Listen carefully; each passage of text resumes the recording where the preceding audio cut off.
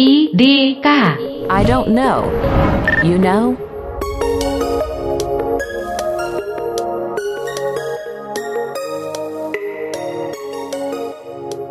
Bagaimana asal-usul huruf Mandarin? Huruf Mandarin berasal dari Tiongkok yang biasa dikenal dengan nama Hanzi. Hanzi adalah salah satu bentuk tulisan tertua di dunia. Bahkan disebut sebagai seni tulisan paling indah dengan jumlah karakter paling banyak, yakni lebih dari 10.000 karakter.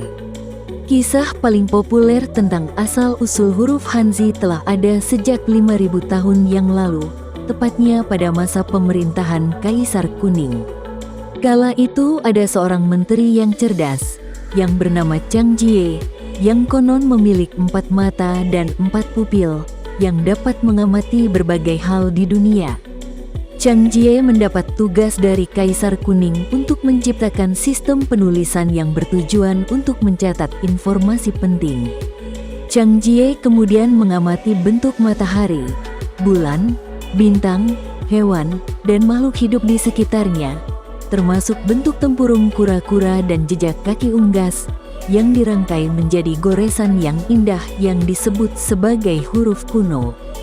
Seiring berjalannya waktu, para arkeolog menemukan tanda huruf kuno tersebut di beberapa situs sejarah. Salah satunya adalah ukiran pada tulang binatang dan cangkang kura-kura yang disebut dengan istilah Jiakuen, yang artinya bahasa cangkang kuno.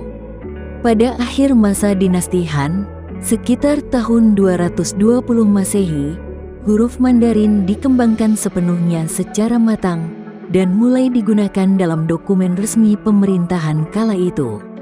Pada tahun 1954, Tiongkok membentuk Komisi Bahasa Nasional yang bertugas menyederhanakan huruf Mandarin. Ada 2.000 lebih huruf Mandarin yang disederhanakan.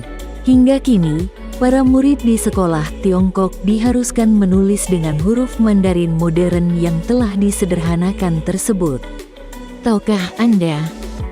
Pada tahun 2022, etnolog Languages of the World, sebuah lembaga bahasa dunia, menyatakan bahwa bahasa Mandarin menjadi bahasa kedua yang paling banyak digunakan di dunia. Sekitar 1,1 miliar orang menggunakan bahasa Mandarin sebagai bahasa sehari-hari.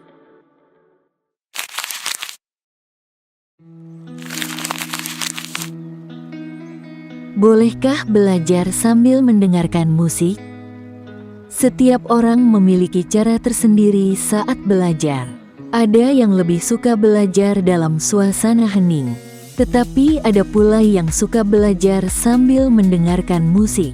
Para peneliti dari Universitas Wales di Inggris menemukan bahwa siswa dapat belajar lebih efektif di lingkungan yang tenang daripada di lingkungan yang berisik. Penelitian ini melibatkan 25 siswa yang diberi bacaan untuk dihafalkan. Hasilnya, siswa yang belajar dalam suasana hening mampu menghafal dengan baik dibandingkan siswa yang belajar sambil mendengarkan musik. Para peneliti dari Universitas Tohoku di Jepang juga menyampaikan pendapat yang sama.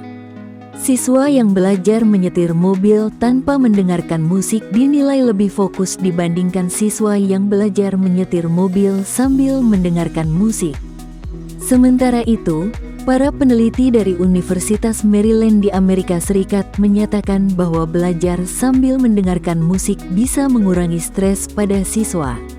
Efek musik seperti efek pijat. Siswa merasa lebih santai dan nyaman saat belajar sambil mendengarkan musik. Para peneliti dari Universitas Stanford di California juga menyatakan pendapat yang sama.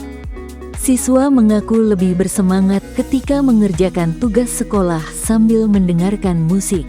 Bahkan, siswa yang mendengarkan lagu dari grup band Blur mampu meraih nilai yang lebih baik saat ujian. Tahukah Anda?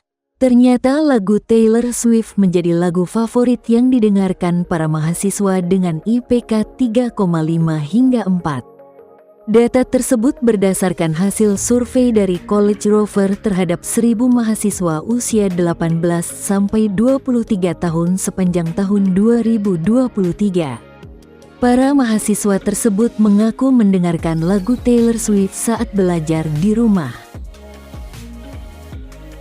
Terima kasih telah menonton IDK. Tonton terus IDK, like, komen dan subscribe agar kami bisa memberikan video-video yang terbaik. Sampai bertemu di video-video menarik selanjutnya hanya di IDK. I don't know. You know?